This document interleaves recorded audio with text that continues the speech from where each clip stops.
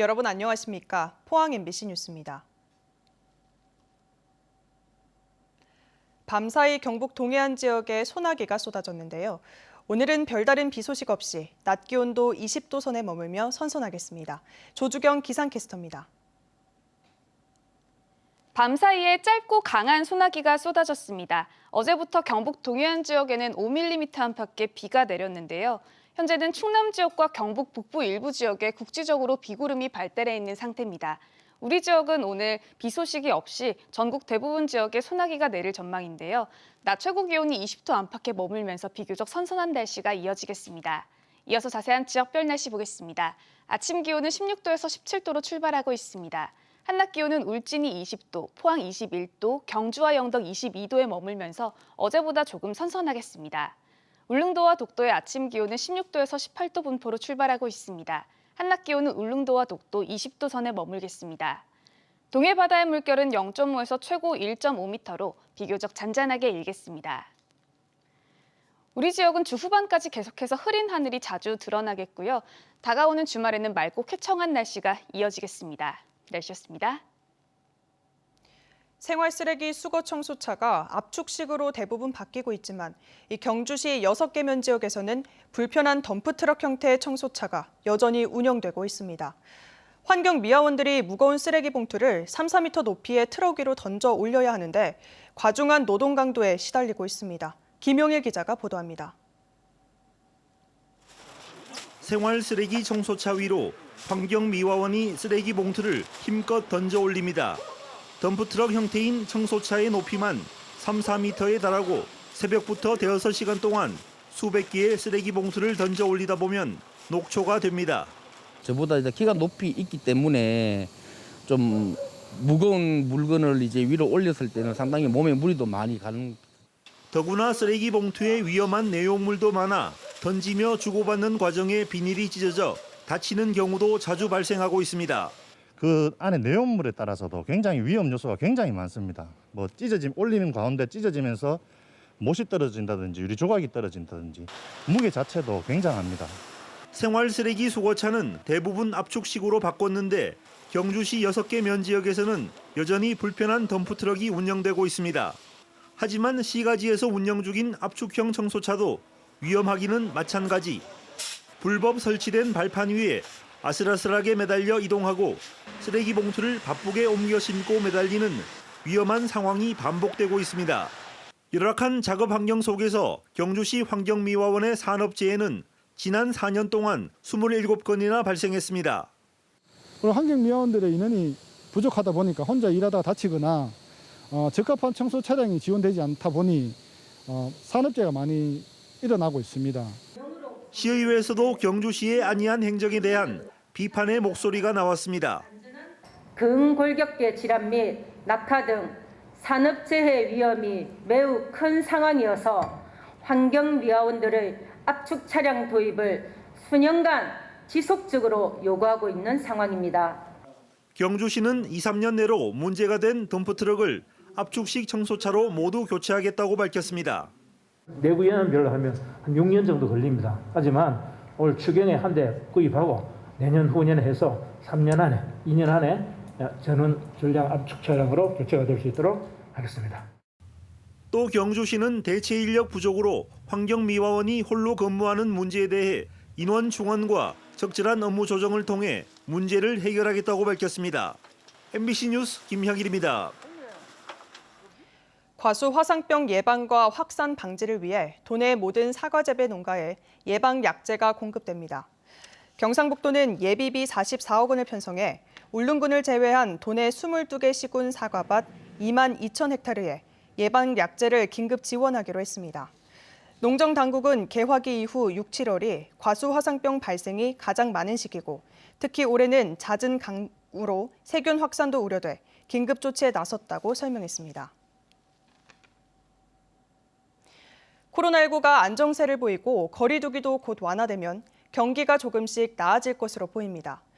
코로나 사태 17개월이 지나는 동안 이 자영업자들은 빚을 내고 또 지원을 받아가며 버텨왔는데 그 빚을 갚는 부담이 참 큽니다. 커지고 있는 부채 상환 위험을 줄이기 위해 지역의 금융기관장들이 머리를 맞댔습니다. 김철우 기자입니다. 대기업 하나 없는 대구는 유독 자영업자와 중소기업의 비중이 높습니다. 영세한 업체가 많고 정부의 지원 대책은 턱없이 부족합니다. 규정은 돼 있어요. 해주라고. 2회 이상 받지 않으면 해준다 해놨거든. 근데 한 번 받았는데도 불구하고 돈이 지금 자금이 많이 없기 때문에 한 번 받은 사람들은 예외를 한다. 예를 들어서 안 해주는 거야. 대출금이 매출액보다 크면 지원 대상에서 제외되다 보니 코로나 때문에 매출이 줄어들어 힘든 업자들은 지원을 받지 못하기도 합니다. 대구 경북 금융기관장들이 한자리에 모여 해결책과 지원책을 내놓았습니다.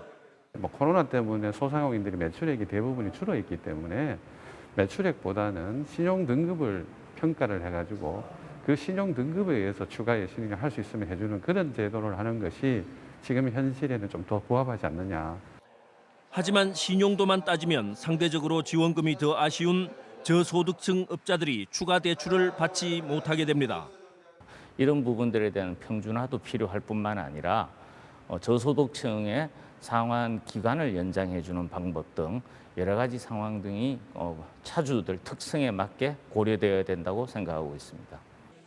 기업은행은 소상공인 대출 6천억, 대구은행은 중소기업 대출 2조 원을 편성했고 대구시도 자금을 확대하기로 했습니다.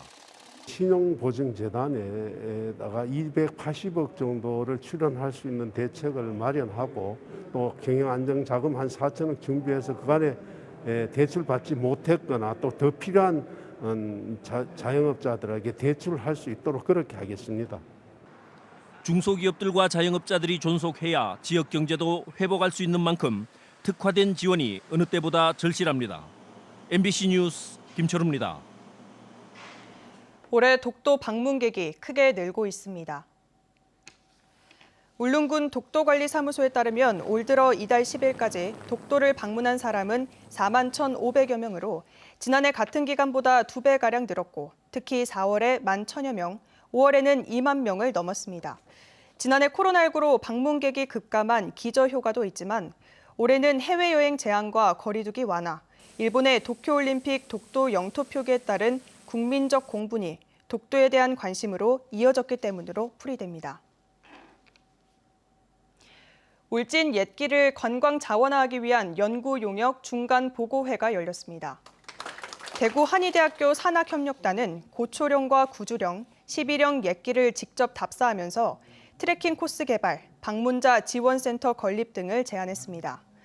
울진군은 옛 보부상의 정취를 살리면서 걷기 문화를 잘 녹여낸 울진 옛길을 미래의 새로운 관광 자원으로 개발하고 마을 주민들과 상생할 수 있는 사업과 특산품 개발 방안을 찾고 있습니다.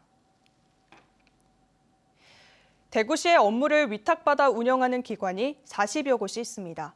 그런데 위탁기관은 질 낮은 일자리를 대폭 늘려 고용을 불안하게 만들고 있습니다. 공적 업무를 맡은 대구시 위탁기관인데 질 낮은 일자리가 태반이나 된다고 합니다.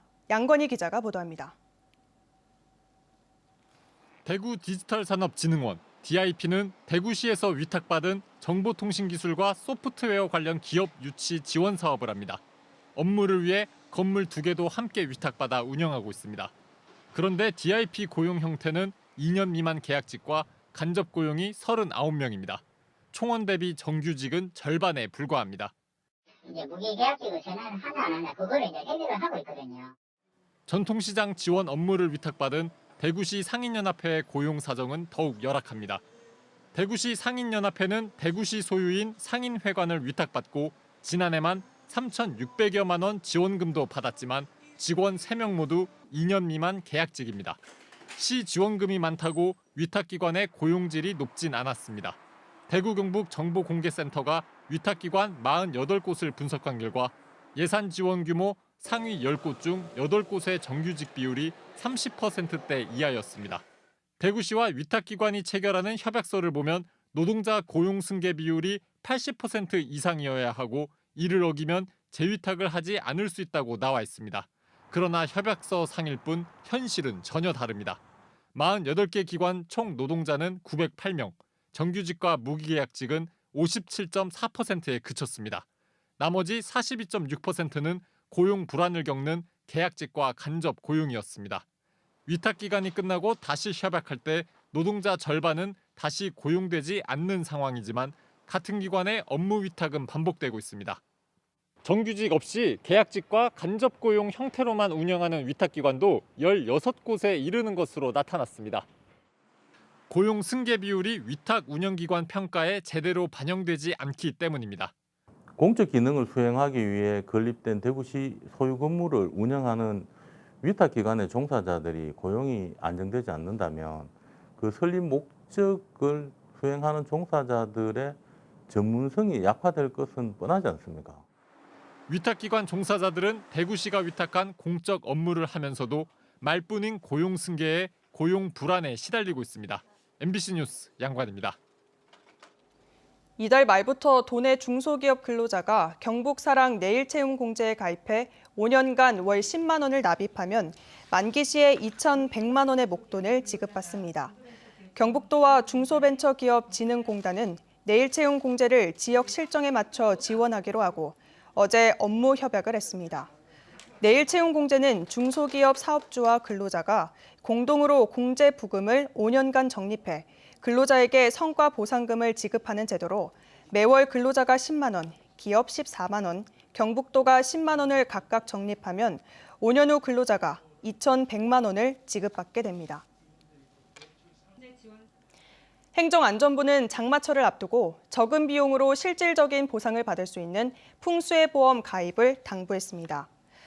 풍수해보험은 태풍과 집중호우, 홍수, 강풍, 지진 등 9개 유형의 자연재해로 발생하는 피해를 보상하는 정책보험으로 국가와 지자체에서 보험료의 92%까지 지원합니다.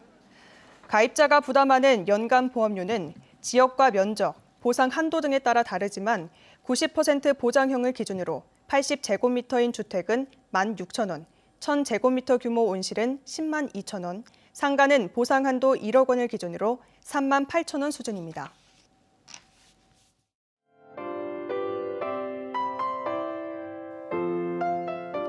밤사이에 짧고 강한 소나기가 쏟아졌습니다. 어제부터 경북 동해안 지역에는 5mm 안팎의 비가 내렸는데요. 현재는 충남 지역과 경북 북부 일부 지역에 국지적으로 비구름이 발달해 있는 상태입니다. 우리 지역은 오늘 비 소식이 없이 전국 대부분 지역에 소나기가 내릴 전망인데요. 낮 최고 기온이 20도 안팎에 머물면서 비교적 선선한 날씨가 이어지겠습니다. 이어서 자세한 지역별 날씨 보겠습니다. 아침 기온은 16도에서 17도로 출발하고 있습니다. 한낮 기온은 울진이 20도, 포항 21도, 경주와 영덕 22도에 머물면서 어제보다 조금 선선하겠습니다. 울릉도와 독도의 아침 기온은 16도에서 18도 분포로 출발하고 있습니다. 한낮 기온은 울릉도와 독도 20도 선에 머물겠습니다. 동해 바다의 물결은 0.5에서 최고 1.5m로 비교적 잔잔하게 일겠습니다. 우리 지역은 주 후반까지 계속해서 흐린 하늘이 자주 드러나겠고요. 다가오는 주말에는 맑고 쾌청한 날씨가 이어지겠습니다. 날씨였습니다. 이상으로 포항 MBC 뉴스를 마칩니다. 시청해주신 여러분 고맙습니다.